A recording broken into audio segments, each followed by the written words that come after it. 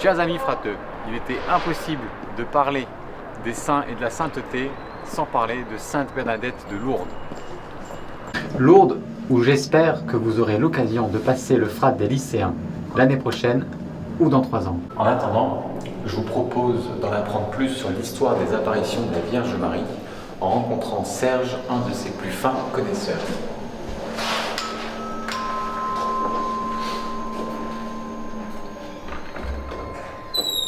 Bonjour, bienvenue. Je m'appelle Serge, mais habituellement mes amis me surnomment Cierge. Ça commence bien. Je vais tenter de vous raconter un peu l'histoire de Lourdes à travers ces objets dénichés autour du sanctuaire. Vous venez ? Allons-y. Nous sommes en 1858. Bernadette Soubirous, une jeune fille de 14 ans très pauvre, va chercher du bois près d'une grotte. Et là, c'est l'apparition. Nous sommes en hiver, le 11 février, et on peut imaginer qu'il neige. La Vierge Marie demande à Bernadette de revenir pendant 15 jours, et pour cela, elle ne doit surtout pas manquer ses rendez-vous. Et Bernadette, elle est la seule à voir la Vierge ? Oui, elle raconte à beaucoup de gens ce qu'elle voit, mais personne ne la croit. Et de nombreux symboles proviennent de ces apparitions, justement ? Oui, de nombreux. La lumière, un des premiers, je vais vous montrer. Il ne faudrait pas que je foute le feu à l'appartement de Cierge. Très drôle, oui, en effet. Ouais, vous avez compris, c'est bien.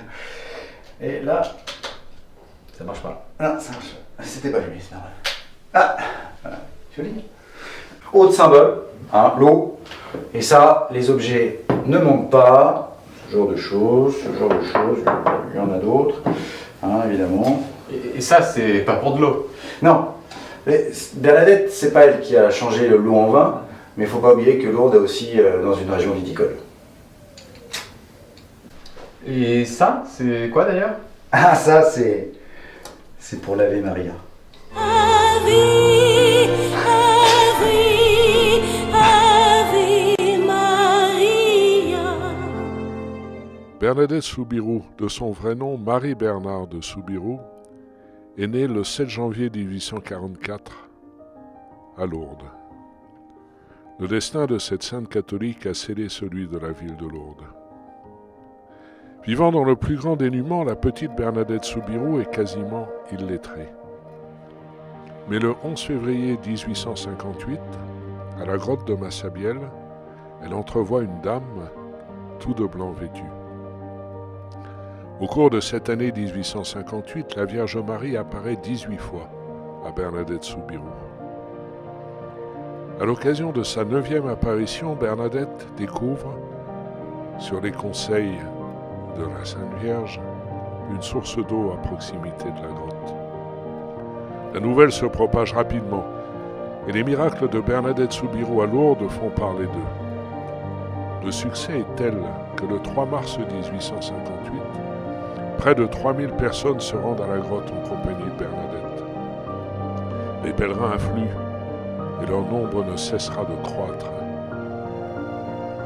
À la suite d'une commission officielle, le 18 janvier 1862, l'Église, représentée par l'évêque de Tarbes, Monseigneur Laurence, atteste des apparitions mariales rapportées par Bernadette Soubirous. Dès lors, la petite ville des Pyrénées devient un lieu saint. C'est en mémoire de la jeune Bernadette que les pèlerins se rendent dans la grotte, un lieu de prière et de recueillement. Bernadette Soubirous prend place à la congrégation des Sœurs de la Charité, située à Nevers.